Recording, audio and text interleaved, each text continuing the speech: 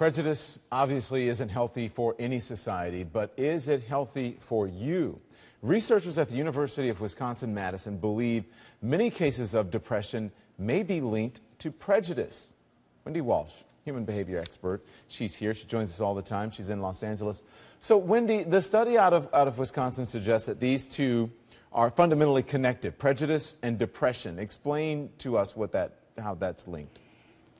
Okay, Don. So Dr. William Cox and his team looked at these two divergent areas, depression and prejudice, and discovered that some of the fundamentals are the same. In other words, they involve negative thought patterns. The big difference, of course, is whether they're sort of projected outward to an outgroup or whether they're projected inward onto yourself. So obviously, people who are victims of prejudice are prone to depression, but people who are considered to be just depressed might also be prejudiced against themselves. They might not like certain things about themselves as if they themselves are the outgroup. Yeah. You know, when we hear those old sayings, those old cliches sometimes that's true. That old expression, when you point a finger, you've got three pointing back at you. There's some truth to that.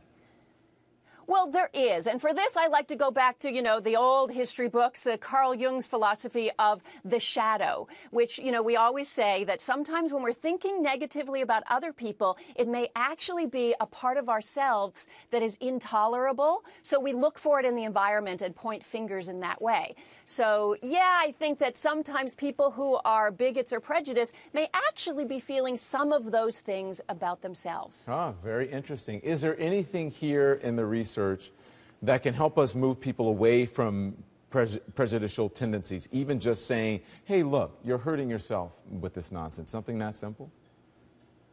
Well, it's partly that simple, but the point of the study is really for clinicians to understand that some of the interventions that are used to treat prejudice may be now used to treat depression, and some that are used to treat depression may be used to treat prejudice. So it's sort of a convergence of what were considered before this two distinct areas of psychology. Mm-hmm. This one got our eyes here at CNN, and it's a sidebar to this one. The World Health Organization, Wendy, says that by 2020, depression will be second to only heart disease as a top global health disorder. So the human race is getting more and more depressed. What's going on here?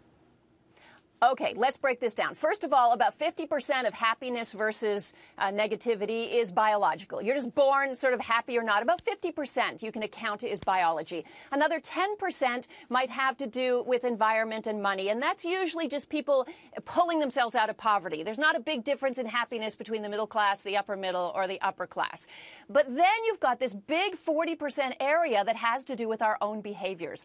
And the only proven natural antidepressants are exercise and that wonderful dopamine rush that can hit your brain.